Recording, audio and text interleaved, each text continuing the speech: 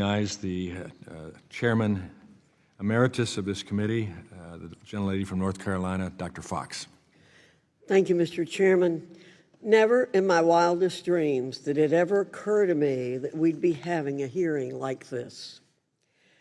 At least 2 of your school districts allow biological males to sleep with biological females on overnight field trips.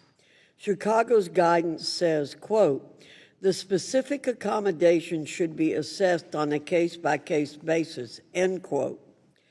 Loudoun County regulations state, quote, "Students may be assigned to a room related to their consistently asserted gender identity," end quote.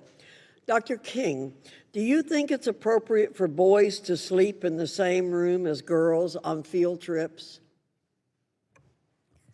Yes or no? Chicago Public Schools policies are in alignment with the state of Illinois. Is it appropriate for biological boys to sleep in the same room as biological girls? Yes or no? You're adhering to the policies. Do you decide that?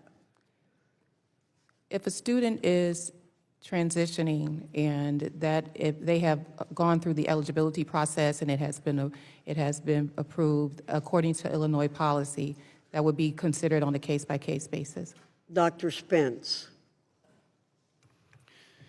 Same question. Same question. Thank you. It's appropriate and lawful for transgender students to be able to be treated as their consistently identified gender. It's also appropriate and important that we acknowledge that our policy says that parents can seek alternatives to that if they have those concerns, and that all they need to do is approach our administration, share those concerns, and we'll make alternatives available to them. So both of you, you have your doctorates, and you are asserting that it is possible for a person to change his or her gender to the opposite gender. I find that appalling that you would assert that given your education background. Each of your districts has adopted policies that allow students to request the use of different names and gender pronouns at school without parental notification. One Chicago Public Schools teacher recently told Fox News, quote, "The most unethical aspect of my career as a teacher in Chicago is looking at a parent and using a different name and gender for a student than what the student is using at school with dozens of teachers and hundreds of classmates." Dr. King, have your teachers ever lied to parents about what their child is being called at school? Yes or no? I'm not aware of any teachers having to lie to parents.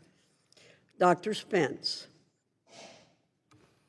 do teachers lie to parents about what their children are being called at school?